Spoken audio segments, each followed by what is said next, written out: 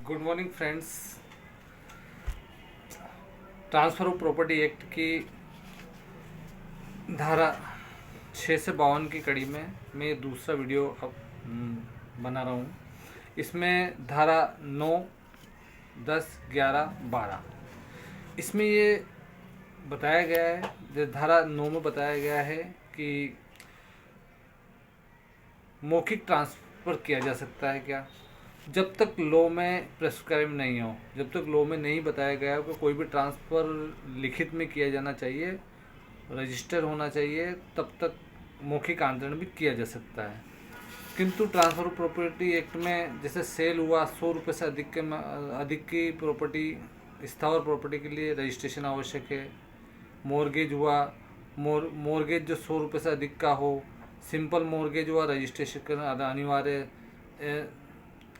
Lease जो 1 वर्ष से अधिक है वह अनिवार्य है, और एक्सचेंज जो 100 रुपये से अधिक का है वह अनिवार्य है। एक्सटेनेबल क्लेम भी अनिवार्य है। तो जहाँ लॉ ने लिखित में ट्रांसफ़र करने का प्रावधान किया वहाँ लिखित में ही करना होगा, मौखिक नहीं है। जहाँ प्रावधान नहीं है वहाँ मौखिक ट्रांसफ़र भी किया जा सकता है। अब इस संपत्ति अंतरण में रजिस्ट्रीकरण कराने के दौरान बहुत सारे व्यक्ति कुछ भी शर्त उसमें एग्रीमेंट में डाल देते हैं, तो कौन सी शर्त अलाउ है, कौन सी अलाउ नहीं है। जैसे हम सेल कर रहे हैं किसी व्यक्ति को और उस व्यक्ति को उस संपत्ति को बेचने से रोक रहे हैं, तो इस तरह की शर्त अलाउ नहीं है। ये धारा 10 में बताया गया एलिनेशन कि किसी व्यक्ति को ट्रांसफ़र किया गया और उसे सेल का राइट्स नहीं दिए जाए, तो ये एलिनेशन, ये शर्त वॉइड है, जो चलने योग्य नहीं है। परंतु इसमें 2 अपवाद दिए गए हैं। पहला, पट्टा, ये पट्टा किया जाता है क्योंकि पट्टा एक लिमिटेड समय के लिए किया जाता है, जिसे कैंसिल किया जा सकता है और पुनः मालिक के पास संपत्ति आ जाती है। पट्टा केवल उपभोग के लिए होता है। दूसरा, इसमें एक अपवाद दिया गया है, जो हिंदू मुस्लिम बौद्ध ना हो महिला, उस मामले में महिला के जीवन काल के लिए उसको उसके हित के लिए ट्रांसफ़र किया जाता है, तब वह उसको ट्रांसफ़र नहीं कर सकती।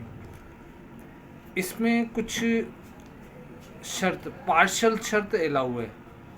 शर्तें 2 तरह की होती है, कंडीशन प्रेसिडेंट और कंडीशन सब्सिक्वेंट वो शर्त होती है कि जैसे मैंने किसी व्यक्ति को संपत्ति बेची के और कहा किसी व्यक्ति को ये संपत्ति आप ट्रांसफ़र नहीं करोगे, तो ये शर्त अलाउ है।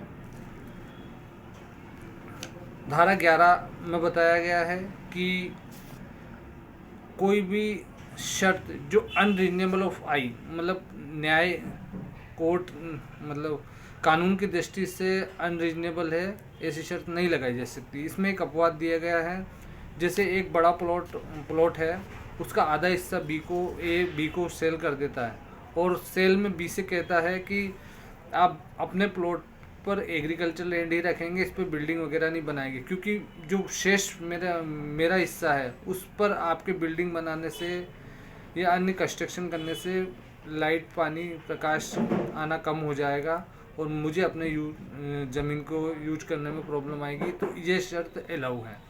पर ऐसी शर्त कि किसी व्यक्ति को ट्रांसफ़र नहीं कर पाओगे या इस ज़मीन का उपयोग ही ना करोगे, ये अनरीजनेबल है। धारा 12 में दिया गया दिवाला या अप्रत्याशित स्थिति में ट्रांसफ़र नहीं करोगे। ऐसी शर्त के यदि जिसको ए ने बी को संपत्ति ट्रांसफ़र की और कहा कि यदि आप बी दिवालिया हो जाता है तो इस संपत्ति को बेच नहीं सकता, ये शर्त अनरीजनेबल है। इनमें 2 ही अपवाद है, एक तो पट्टे की दिशा में और धारा 10 में हिंदू मुस्लिम बौद्ध महिला ना हो, इनके अलावा महिला हो, इस तरह की अपवाद दिया गया है। तो इसमें मेनते यही बताया गया है कि अनरीजनेबल शर्त जो एलिनेशन को रोकती है, अनरीजनेबल ऑफ लॉ है, या किसी व्यक्ति के दिवालिया होने पर उस संपत्ति को बेचान से अवरोध करती है, ऐसी शर्त वॉइड होगी जो कानून की दृष्टि से मान्य नहीं होगी। ट्रांसफ़र वॉइड होगा, और ट्रांसफ़र तो वॉइड होगा, शर्त ट्रांसफ़र तो वैलिड होगा और शर्त वॉइड होगी। अच्छा, आपको ये जानकारी अच्छी लगी होगी।